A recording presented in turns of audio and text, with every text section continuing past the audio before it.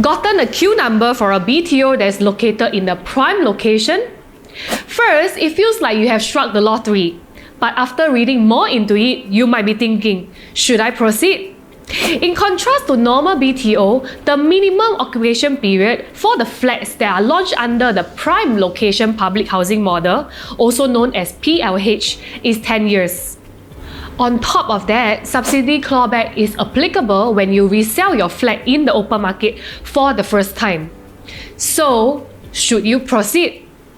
Well, before you can decide, let me bring you back to the fundamentals on why many homeowners tend to sell their BTO flat at the 5-year MOP mark.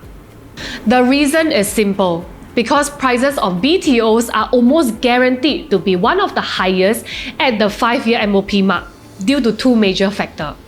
First, increase in demand.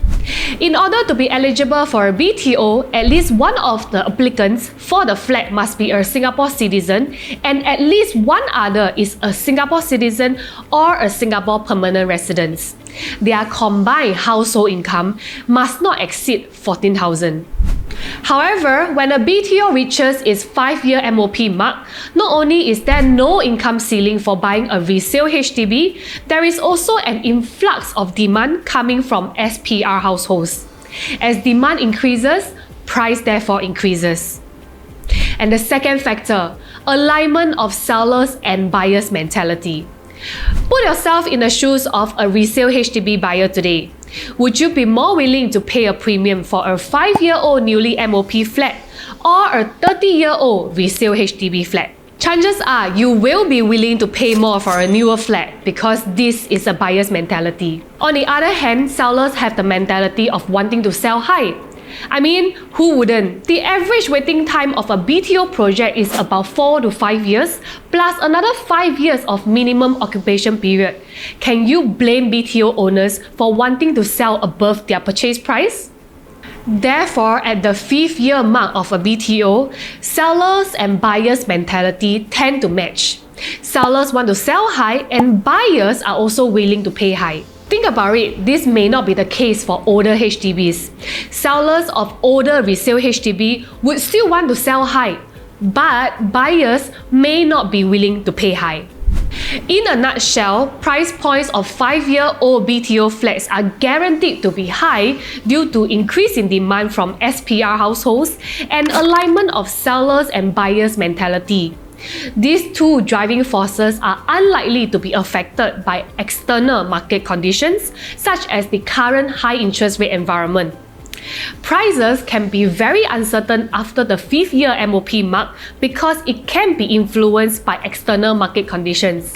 Prices may continue to rise, may stay stagnant, or may even drop. So then, how is this relevant to you who are considering to purchase a BTO in the prime location? Firstly, the minimum occupation period will now take you 10 years to fulfill. Plus the average building years of 5 years, that is a total of 15 years. And 15 years is a long time. No doubt prices will still surge when a PLH flat hits the 10-year MOP mark, but the yield per year is lower than a normal BTO.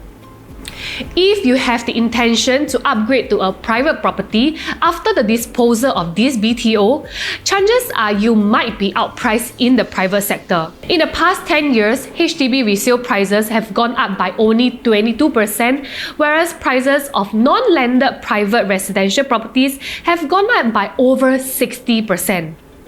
And not forgetting, as you get older, your age will also impact your loan eligibility.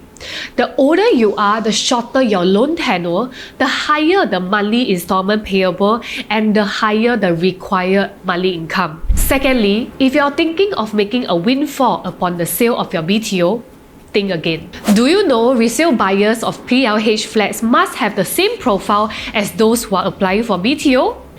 This means SPR households will not be eligible to buy a resale PLH flat, nor a Singapore citizen with a foreigner spouse is eligible, unless they are getting a 2-room flat.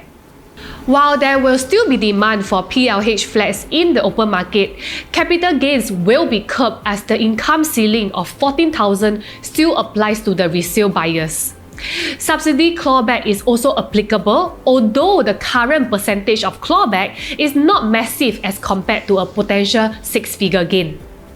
Ultimately, if your plan is to live in this PLH flat forever, I think going for it is still a good option.